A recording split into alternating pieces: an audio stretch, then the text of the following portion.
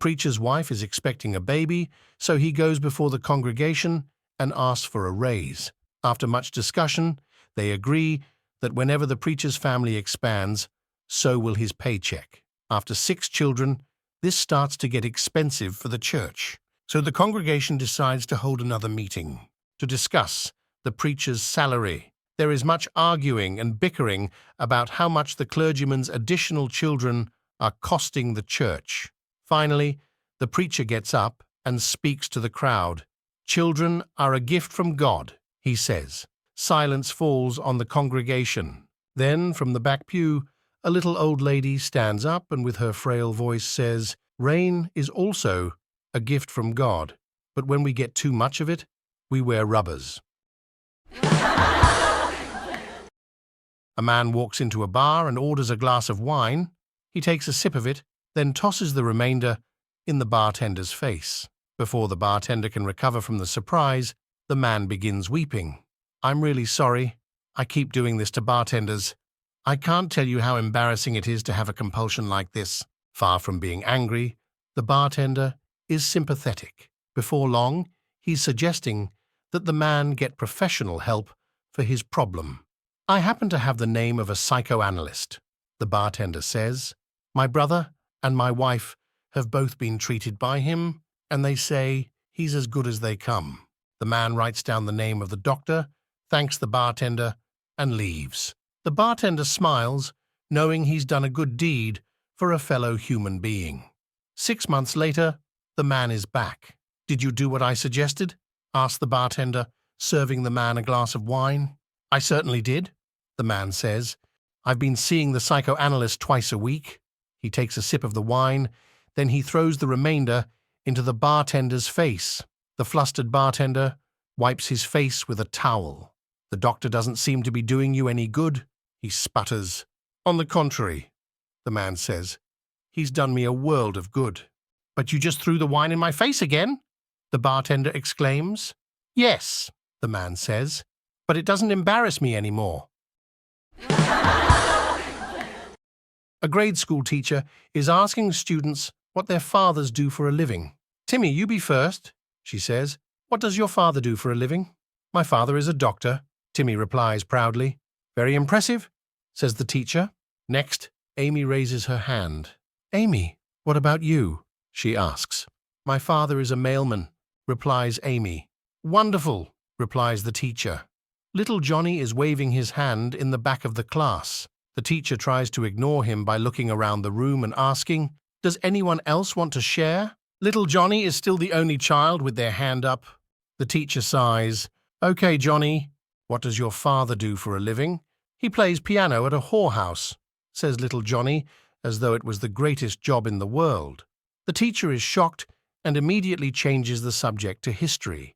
After school, the teacher visits little Johnny's house.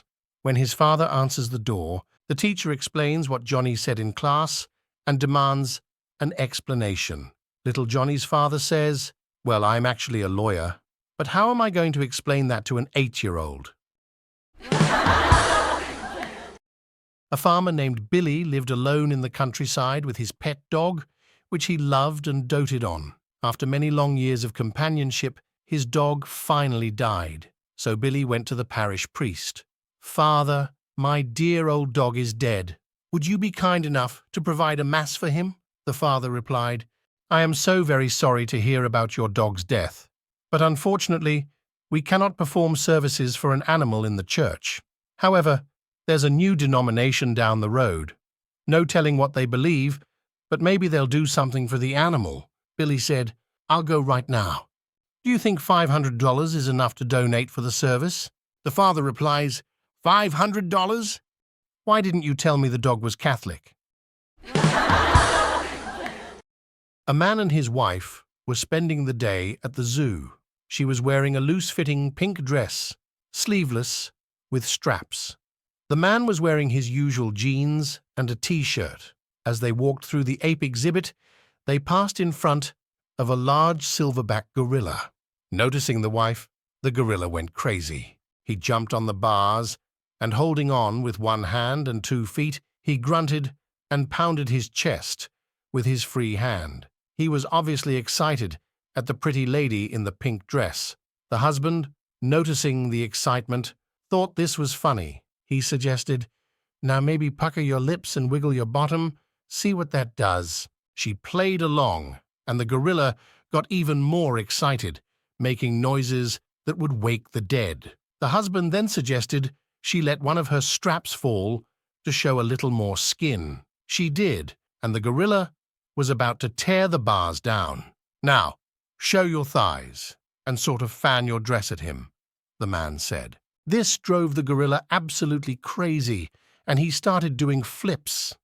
The husband smiled sweetly at his wife as he opened the cage door. "Now tell him you have a headache." Two storks are sitting in a nest, a father stork and a baby stork.